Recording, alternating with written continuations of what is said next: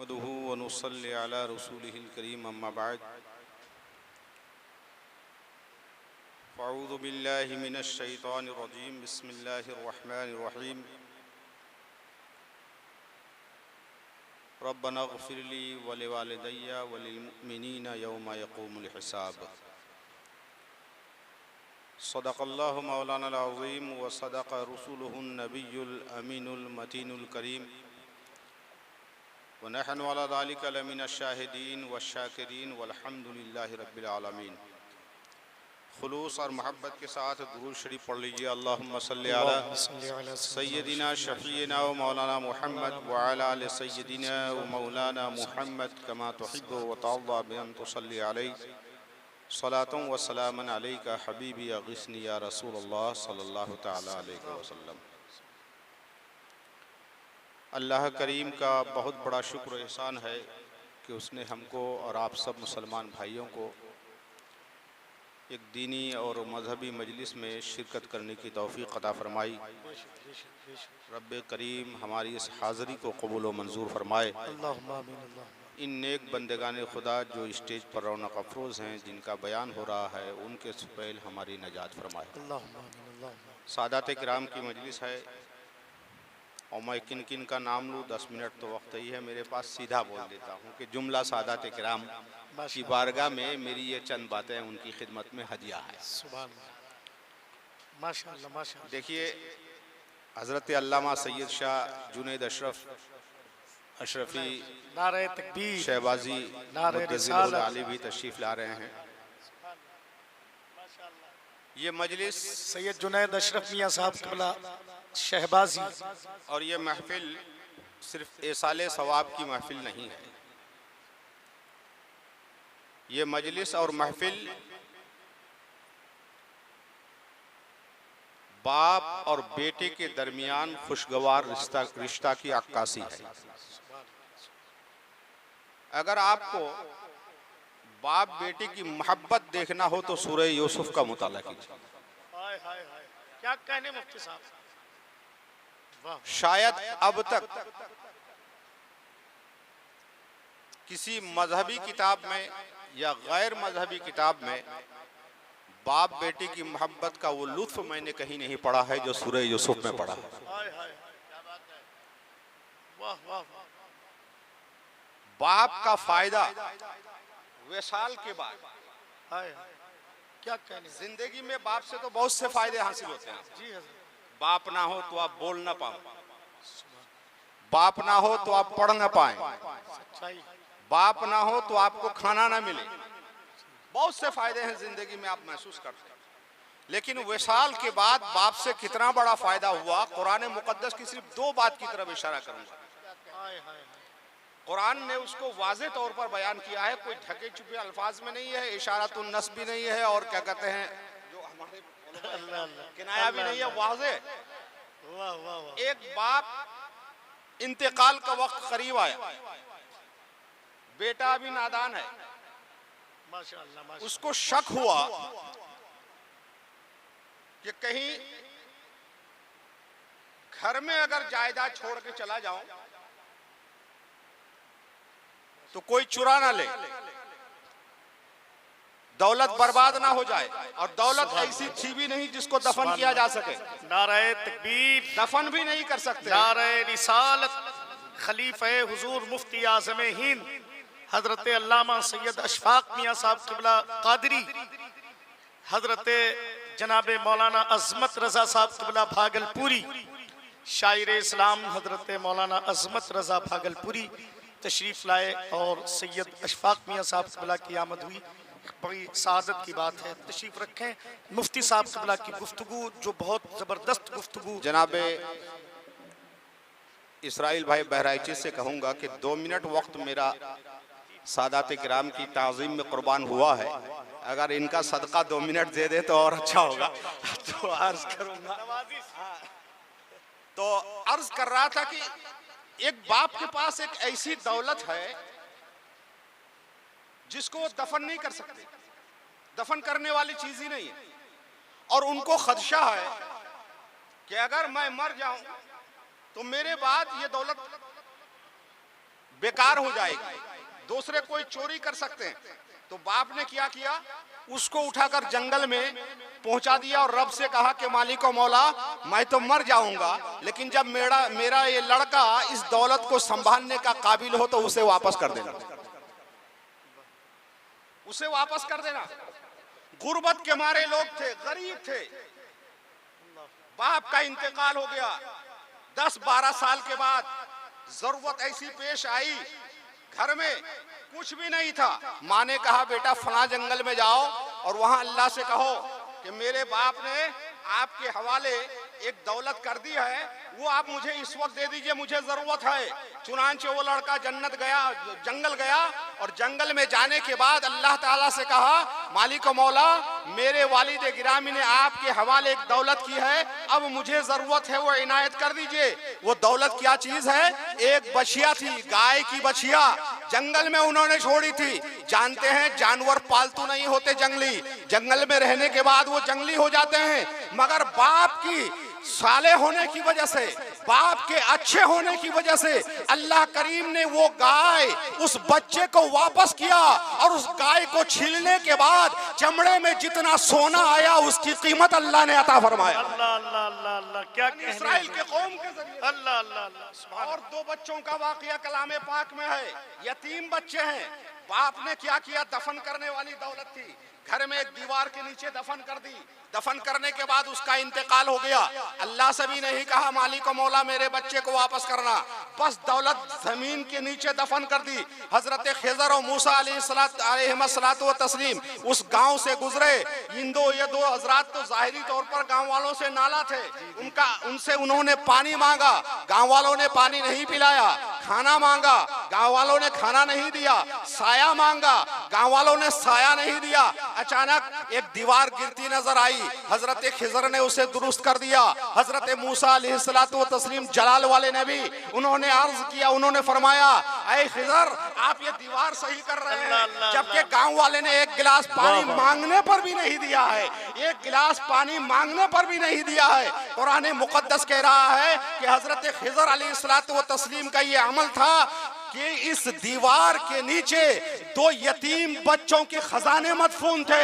वो काना अबूहुमा सालिहन, उसका बाप नेक और परहेजगार था। उसकी नेकी और परहेजगारी को देखते हुए हजरत खिज़र ने उनके गिरते हुए घर को संभाल लिया। नारे तकबीर, नारे रिसालत, सुभान अल्लाह। कुरान मुकद्दस में 50 आयतें आपको ऐसी मिलेंगी जिसमें यतीमों की परवरिश के बारे में जिक्र है, जिसमें यतीमों के साथ भलाई करने का जिक्र है, जिसमें यतीमों के साथ अच्छाई करने का जिक्र है। मगर यहाँ जो दफीना दिया जा रहा है उसकी यतीमी को देखकर नहीं दिया जा रहा है। यहाँ जो खजाना दिया जा रहा है वो यतीम होने की बुनियाद पर नहीं दिया जा रहा है। कुरान कहता है ले गुलामैन यतीमैन, 2 यतीम बच्चों का खजाना जरूर था, लेकिन देने की वजह, वापस करने और रिटर्न करने की वजह उसकी यतीमी नहीं। काना अबूहुमा सालिहन, उनके माँ बाप, उसके बाप अच्छे थे, नेक और साले थे, तो बाप की नेकी की वजह से बेटा को अल्लाह ने दौलत वापस फरमा दिया। मुफ्ती साहब जिंदाबाद जिंदाबाद। बातें मरने के बाद की है, माशाअल्लाह, क्या कहने, जिंदगी की नहीं है। बाप का इंतकाल हो चुका था, बल्कि ये खजाने वाली बात के सिलसिले में रिवायत है खाजिन में कि उनके 6ठे पुश्त के वालिद थे, 6ठे पुश्त के वालिद।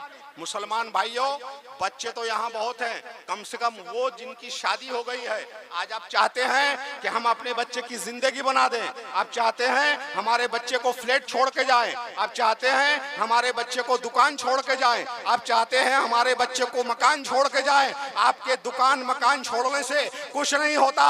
उस आपकी छोड़ी हुई दौलत चाहे दुकान की शक्ल में हो, चाहे मकान की शक्ल में हो, चाहे घर कारोबार की शक्ल में हो, उस वक्त ही आपका बेटा फायदा उठा सकता है जबकि आपके अंदर तकवा और परहेजगारी की दौलत हो, जब आपके अंदर सलाहियत हो, जब आपके अंदर खौफे खुदा हो, जब आपके अंदर खशियत इलाही हो। अगर आप नेक हैं तो आपके मरने के बाद भी अल्लाह ताला बच्चों को उसका फायदा देता है। माशाअल्लाह माशाअल्लाह, जिंदाबाद जिंदाबाद, सुभान अल्लाह। बेटा नेक हो जाता है तो मरने के बाद भी अल्लाह ताला उसके माँ बाप को फायदा देता है। इमाम जलालुद्दीन सयूती रहमतुल्लाह ताला अलैह ने अपनी किताब शरह सुदूर फी ज़ियारतिल क़ुबूर में एक हदीस पाक जिक्र फरमाई है। इरशाद फरमाते हैं यूतर रजुल यौमल क़ियामा अमसालल जिबाल मिनल हसनात फयक़ूल अन्ना लिहाज़ा फयुक़ाल हाज़ा मिन दुआए वलदिका सालेह, हाज़ा मिन दुआए वलदिका सालेह। क़यामत के दिन एक बंदा आएगा जिसके सर पे पहाड़ों बराबर नेकियों का ढेर होगा। वो पूछेगा या रब्बी अन्ना लिहाज़ा, ऐ परवरदिगार आलम, मैं जिंदा था, मैंने नमाजें पढ़ी हैं, मुझे मालूम है, रोजे मैंने रखे हैं, मुझे मालूम है, लेकिन मेरी इबादतों से ये पहाड़ों बराबर नेकी मुझे मिलने वाली नहीं है। अन्ना लिहाज़ा, ये नेकियों का ढेर मुझे कहां से मिला है? अल्लाह फरमाएगा हाज़ा मिन दुआए वलदिका सालेह, तुमने इंतकाल के वक्त अपने बच्चों को नाकारा नहीं छोड़ा था, बल्कि सालेह और परहेजगार बनाया था, उनको अखलाक नबवी का दर्स दिया था, उनको दीन की तालीम दिया था, उनको तुमने कुरान की तालीम दिया था। उनके सालेह और परहेजगारी की बुनियाद पर उसने जो दुआ किया है मैंने तेरे लिए संभाल के रखा है। आज उसी नेक बच्चों की दुआओं को पहाड़ों बराबर नेकी तुम्हारे लिए बना दिया है। बहुत अच्छे मुफ्ती साहब, जिंदाबाद। उन बच्चों के बारे में कहा जा रहा है जो नेक और परहेजगार हैं, साले हैं। जुआ खेलने वाले बच्चों के बारे में नहीं कहा जा रहा है, वीडियो गेम खेलने वाले बच्चों के बारे में नहीं कहा जा रहा है, मोबाइल में मूवी देखने वाले बच्चों के बारे में नहीं कहा जा रहा है, मोबाइल में टिकटॉक देखने वाले बच्चों के बारे में नहीं कहा जा रहा है, अपने खुराफात में डूबे रहने वाले बच्चों के लिए नहीं कहा जा रहा है। हदीस नबवी के अल्फाज हैं मिन वलदिका सालेह, तुम्हारा जो नेक और साले बच्चा है उनकी दुआओं की बरकत है कि तुमको पहाड़ों बराबर नेकियां अता की जा रही है। तो मुसलमानों, वालिदैन अगर नेक और साले हो तो माँ बाप के नेक और साले होने की वजह से बच्चों को मरने के बाद भी फायदा मिलता है, और अगर बच्चा नेक और साले हो तो उनके मरने के बाद माँ बाप को भी फायदा मिलता है। अब जिस ज़ाते गिरामी की मजलिस में आप आए हैं, मैं बहुत ज्यादा तो नहीं कह सकता, मैंने 10 साल तक उनकी सोबत में कम से कम नशिस्त बर्खास्त, 10 साल से 10 साल तक कम से कम महीने में 2 महीने में एक मुलाकात मेरी रही है डॉक्टर सगीर साहब से मैं, और मुलाकातें ऐसा नहीं कि 2-3 मिनट की रही है, कभी कभी घंटों में बैठा, कभी कभी घंटों में बैठा हूँ। मैंने उनकी मजलिस में किसी पॉलिटिक्स की गुफ्तगू नहीं पाई, तो उन्होंने किसी सियासत की गुफ्तगू की हो कि इसकी हुकूमत है, उसकी हुकूमत है, ये है, वो है। मैंने उसकी मजलिस में ईमानदारी के साथ, अगर आप हल्फ लेने के लिए कहें तब भी मैं कह सकता हूं कि किसी की गीबत और चुगली मैंने नहीं सुनी। वरना आप किसी की भी मजलिस में बैठिए, उनके साथ में बैठिए, 1 दिन 2 दिन जब नए नए मुलाकाती आप होते हैं तब तो कोई बात नहीं है, लेकिन जब मुलाकात बारहा हो जाती है तो इंसान अपने भाई की गिबत आपसे बयान करता है, कभी बाप से तकलीफें आपसे बयान करता है, कभी औलाद की तकलीफें आपसे बयान करता है, कभी पड़ोसी की तकलीफें आपसे बयान करता है, कभी समाज की तकलीफें आपसे बयान करता है। चूंकि बेतकल्लिफी हो जाती है, मैं 10 साल से कम 2 महीना 2.5 महीने पे उनके पास घंटों बैठा, मैंने कभी नहीं सुना कि फला साहब ऐसे हैं, मैंने कभी नहीं सुना कि मेरे इस फला लड़के से मुझे तकलीफ है, मैंने कभी ये नहीं सुना कि मुझको फला साहब से कोई परेशानी है। उन्होंने जब भी मुझसे कहा है तो यही कहा है कि दुआ कर दे कि मेरा अल्लाह ताला खात्मा बिल खैर फरमा दे, खात्मा बिल खैर। कभी कभी ऐसा होते थे कि बैठा करके दुआ करवाते थे कि दुआ आमीन कर दिया, ऐसा उनको जज्बा था, इनको शौक था। तो मैं यकीन के साथ इस बात का दिल में अपना इत्मीनान पाता हूं कि डॉक्टर सगीर साहब की नेकी का फायदा उनके बच्चों को मिले। डॉक्टर सगीर साहब की नेकी का फायदा उनके बच्चों को मिलेगा, और मैं उम्मीद वासिक रखता हूं कि वो बच्चे भी कोई ऐसा अमल नहीं करेंगे कि मरने के बाद डॉक्टर सगीर साहब को तकलीफ हो। सादात किराम की मजलिस है, मैं ये सारे सादात किराम के पास हाथ जोड़कर, अभी मैं एक फेसबुक में वाकई पोस्ट पढ़ रहा था, और मुश्ताक नूरी नाम से एक फेसबुक यूजर है, अभी ढूंढेंगे तो मिलेगा। एक सैयद साहब का वाकया उन्होंने लिखा, उनकी जो मुलाकात हुई, सैयद साहब की जबान से ऐसे ऐसे अल्फाज निकले हैं, वो कह रहे हैं कि मैं बेनमाजी हो जाऊं, ऐसा हो जाऊं, ऐसा हो जाऊं, नाउजुबिल्लाह, ऐसा बाज भी हो जाऊं। उसके आगे कुछ मिला लीजिए आप अपने हिसाब से। ऐसी बाजी भी मैं करूं फिर भी अल्लाह के रसूल मुझे जन्नत ले जाएंगे। अल्लाह के रसूल, सादात किराम के नस्ल के बाकी रहने की हिकमत क्या है जानते हैं आप? वरना करबला के मैदान में सब खत्म हो गए होते,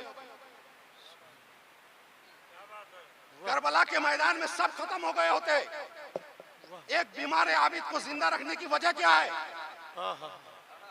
एक बीमार ज़ैनुल आबिदीन को जिंदा रखने की वजह क्या है?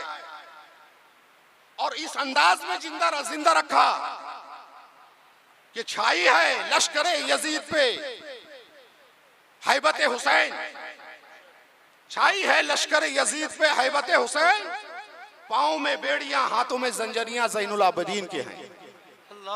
इस आलम में यानी हैबत थी। एक सैयद साहब है, 18-19 साल की लगभग उम्र है, उनके दिमाग में हैबत छाई हुई थी। उस हैबत की वजह से उन पर कोई अटैक नहीं किया, उनको बाहयात रखा। क्यों रखा? ताकि ये पता हो कि दुनिया के इल्म हासिल करने वाले उलमा वो रसूल करीम के अक़वाल, रसूल करीम की असनाद, रसूल करीम की बयान करदा तफसीरें, रसूल के करीम की बयान करदा हदीसें बयान करेंगे। लेकिन आले रसूल सिर्फ हदीसें बयान नहीं करेंगे, सीरत रसूल बयान करेंगे। उनके कदम से रसूलुल्लाह का चलना नुमाया हो, उनके पकड़ से रसूलुल्लाह का पकड़ना नुमाया हो, उनके सोने से रसूलुल्लाह का सोना नुमाया हो। एक घर का आदमी घर की बातों को अच्छी तरह जानता है। जो मेरे बाप की चाल ढाल थी आप नहीं बता सकते, जो मेरे नाना की चाल ढाल थी आप नहीं बता सकते। वाकई आप सैयद हैं तो यकीनन अपने जिंदगी में उसवाए रसूल को जगह दीजिए, ताकि आपको देख करके जो सीरत रसूल ना देखा हो वो भी नाराए तकबीर लगाता हुआ ना। वाह वाह वाह, सुभान अल्लाह सुभान अल्लाह सुभान अल्लाह। तो आपसे मुझको बदर जाए बेहतर उम्मीद है कि आपकी जिंदगी से, आपके कौल से, आपके फेल से, आपके बर्ताव से, आपके अखलाक से कोई ऐसा अमल इंशाअल्लाह ताला सादिर नहीं होगा जिससे डॉक्टर सगीर अशरफ रहमतुल्लाह ताला अलैह को कोई तकलीफ हो। चूंकि मुझे यकीन है कि उन्होंने जो जिंदगी गुजारी है उनसे आपको तकलीफ नहीं है। मुझे यकीन है कि उन्होंने जो जिंदगी गुजारी है उससे आपको तकलीफ नहीं है। मुझको पक्का यकीन है, ना उनके पोतों को कोई यकीन है और ना ही उनके बेटों को कोई तकलीफ है उनसे। मुझको ये यकीन नहीं है कि आपको तकलीफ होगी। मुझको ये यकीन है कि उन्होंने आपकी तरबियत बेहतर से किया है, आपको आदाब बेहतर सिखाए हैं। चूंकि मैंने अपने मुताले में जो पाया है, खैर मेरा वक्त खत्म हो चुका है। आखिर में चलकर एक बात सिर्फ बता दूं, मुसलमान भाइयों, जिंदगी बहुत कीमती है। अगर आप 10 मिनट किसी के पास बैठते हैं ना, 10 मिनट, आप उसको 10 मिनट का वक्त नहीं दे रहे। अगर आप 1 मिनट में कम से कम 20 बार सांस लेना जानते हैं तो आप उसको जिंदगी की 200 सांस दे रहे हैं। जिंदगी की 200 सांस आप दे रहे हैं। वो 10 मिनट वक्त नहीं है, वो आपकी जिंदगी है 10 मिनट। लिहाजा इसको फालतू कामों में, मोबाइल में ना गुजारिए। अगर कुछ आपसे नहीं बन पाता है तो कम से कम गुनाह से बचते रहिए। अल्लाह गुनाह से बचने के सदक़े में आपको सालेह बना देगा, आपको मुत्तकी व तक़वा परहेज़गार बना देगा। आपके दिल में अल्लाह ताला खुद ही जिक्र करने की कैफियत फरमा देगा। अल्लाह ताला मुझे आपको सारे मुसलमानों को अमल की तौफीक अता फरमाए। अस्सलामु अलैकुम व रहमतुल्लाह।